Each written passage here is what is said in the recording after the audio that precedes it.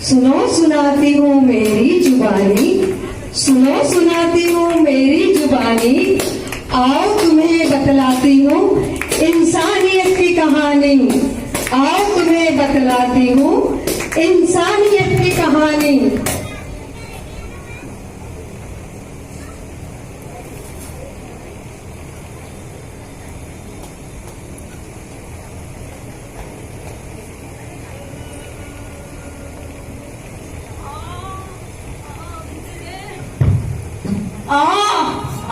गिरते रे, अरे लग गई रे, अरे भागो रे, अरे कोई तो बचाओ रे।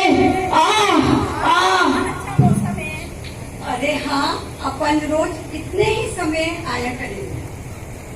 देखो कितनी भीड़ लगी है, देखते हैं क्या हुआ। शायद एक्सीडेंट हो गया है, चलो दूर से ही देखते हैं। क्यों, पास से क्यों नहीं? अरे पास में गए और एक्सीडेंट वाली केस, पुलिस ने पूछताछ की तो अरे बाबा कौन कटेगा थाने के चक्कर। मैं मेरे स्टेटस पर रखूंगी। हाँ, ऐसे ही स्टेटस पर रखते जा और फोटो खींचते जा। फिर क्या होगा, उनको अगर ज्यादा लग गई हो और ज्यादा खून बह गया हो तो? एक्सीडेंट वाली केस में अगर ज्यादा लग जाए और ज्यादा खून बह जाए तो एक्सीडेंट वाली की मौत भी हो सकती है ना। अगर ऐसा अपने साथ हुआ तो? हाँ ठीक कह रहे हो भाभी जी आप। चलो चलकर उनकी मदद करते हैं। इंसान तो हर घर में पैदा होता है, इंसान तो हर घर में पैदा होता है, पर इंसानियत कहीं कहीं जन्म लेती है, इंसानियत कहीं कहीं जन्म लेती है। सुनो सुनो मेरी जुबानी, सुनो सुनो मेरी जुबानी, आओ तुम्हें बतलाती हूँ सास बहू की प्रेम कहानी, आओ तुम्हें बतलाती हूँ सास बहू की प्रेम कहानी। मनीषा, ए मनीषा। आई मम्मी जी। अरे मम्मी जी यूं कहीं हुई क्यों? थोड़े हाथ में प्लास्टर कैसे हो क्यों? तो सखियों ने साथे मंदिर गया था ना।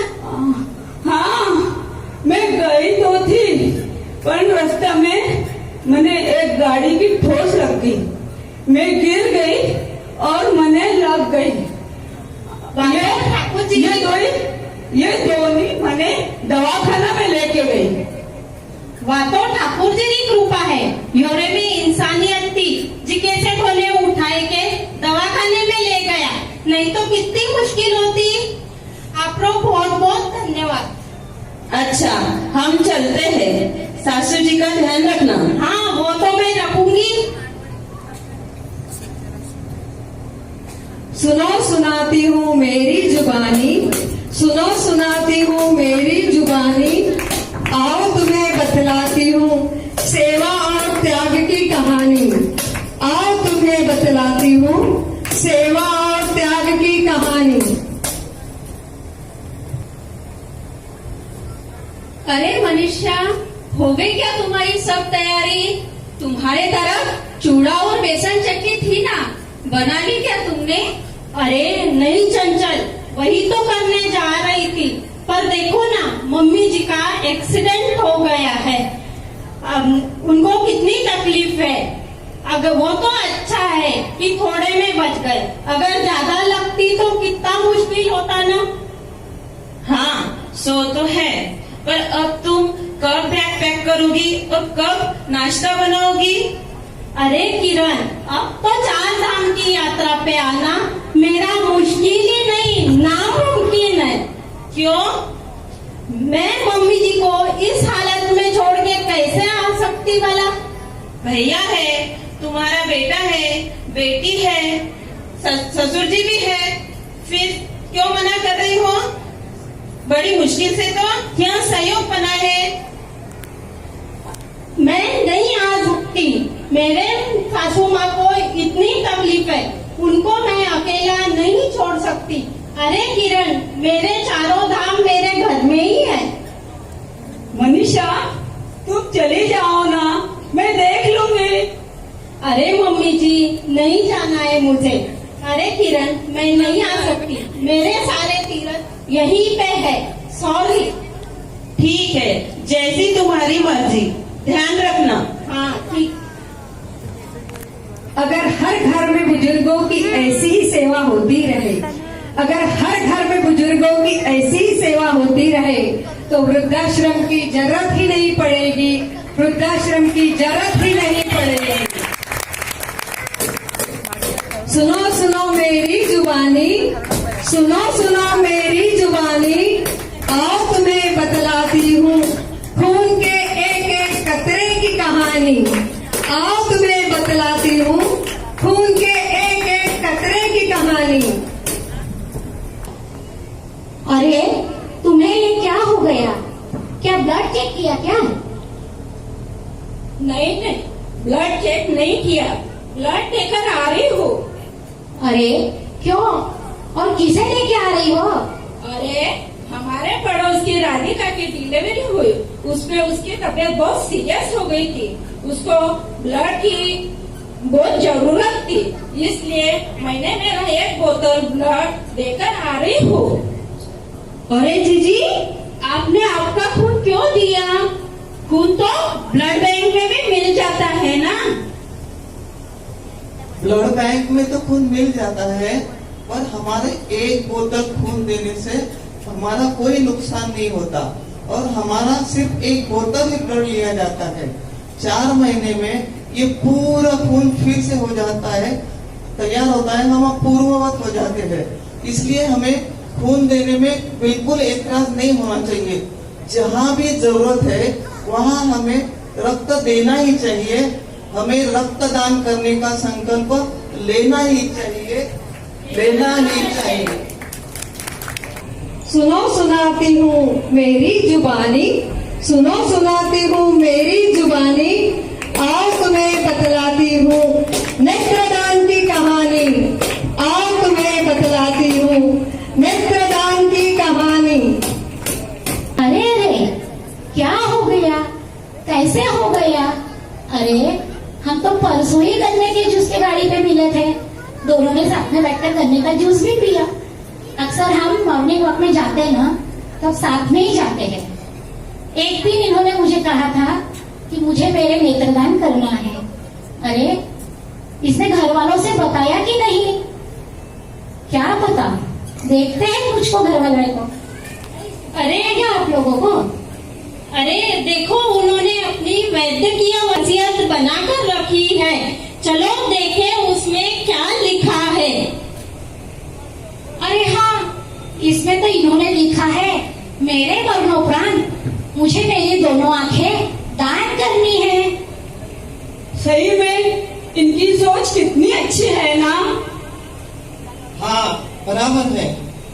मरने के बाद में हमारे शरीर के साथ में हमारी आंखें भी चल जाती है और नष्ट हो जाती है, पर ये इन 2 आंखों से अगर हम ये 2 अंधों को आंखें मिल जाती है तो जिंदगी में जिन्होंने कभी उजाला नहीं देखा, ये दुनिया नहीं देखी, वो दोनों हमारी आंखों से वो दुनिया देख सकते हैं, और हम भी तो उनकी आंखों से ये दुनिया फिर से देख सकते हैं और अमर हो जाते हैं। इसलिए हर एक ने मरणोत्तर नेत्रदान का संकल्प करना ही चाहिए। सही में इतना अच्छा पुण्य कर्म है, तो चलो फिर डॉक्टर को फोन लगाते हैं और इनकी आंखें निकालने का कहते हैं। सुनो सुनो मेरी जुबानी, सुनो सुनो मेरी जुबानी, आओ तुम्हें बतलाती हूँ ज्ञानदान की कहानी। आओ तुम्हें बतलाती हूँ ज्ञानदान की कहानी। ये मेरे ससुर जी भी ना इतना खर्चा करते हैं, क्या करे थे उनको इतना खर्चा करने की उस लड़के के पढ़ाई पर? उसको तो फ्री में भी पढ़ाते हैं ना। हाँ,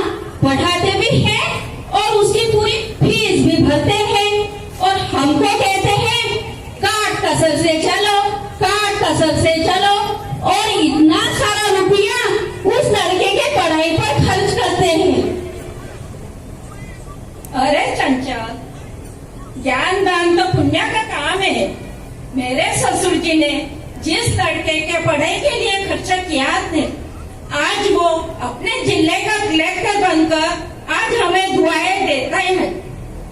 आज उन्हीं की सत्कर्मों की वजह से हमारे परिवार के बच्चे पल बढ़ रहे हैं और हमारा नाम रोशन कर रहे हैं। हमारे शास्त्रों में, हमारे ग्रंथों में भी कहा है कि जिनके पास ज्ञान है उन्होंने ज्ञान का दान करना चाहिए, और जिनके पास पैसा है उन्होंने पैसा देकर ज्ञान का दान करवाना चाहिए। तो चले आज संकल्प लेते हैं कि हमें ज्ञान दान जरूर करना है, ज्ञान दान जरूर करना है। सुनो सुनो मेरी जुबानी, सुनो सुनो मेरी जुबानी, आओ तुम्हें बतलाती हूँ अन्नदान की कहानी, आओ तुम्हें बतलाती हूँ अन्नदान की कहानी। अरे किरण, आज इतनी गड़बड़ में क्यों हो? अरे कहीं जाना है क्या? अरे हाँ, मेरी बेटी पायल का जन्मदिन है, तो मेरे परिवार वाले सब पलसखेड़ जा रहे हैं, वहाँ अन्नदान करना है, तो फल लाने जा रही थी। कितना अच्छा काम कर रही है किरण। हम तो हमारे बच्चों के जन्मदिन केक काट कर मनाते हैं, और किरण पलसखेड़ जा रही है गरीब असहाय लोगों में अन्नदान करने।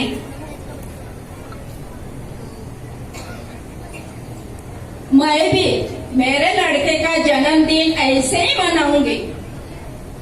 हमारे धार्मिक ग्रंथ और बुजुर्गों ने हमेशा ही अन्नदान का महत्व बताया है और हमें अन्नदान करने कहा है। इसीलिए हमें जब जब भी मौका मिले तब अन्नदान करना ही चाहिए, अन्नदान करना ही चाहिए। अन्नदान करने के साथ हमें एक बात का और ध्यान रखना होगा कि बफे में या जब हम भोजन करते हैं तो हमें उतना ही लेना है जितने की हमें जरूरत हो। जो अन्न वेस्ट जाता है वह हमारे गांव के भूखे जिनको जरूरत है उसे गरीब लोगों को मिल जाए तो हमें और पुण्य मिलेगा। इसीलिए हमें नेत्रदान और रक्तदान जरूर करना चाहिए। साथ ही मौका मिलता है तब ज्ञान दान और अन्नदान करना ही चाहिए, करना ही चाहिए। और सेवादान जैसा पुण्य का काम नहीं, इसलिए सेवादान भी जरूर करना चाहिए, जरूर करना चाहिए। जय उमा महेश, जय श्री कृष्ण।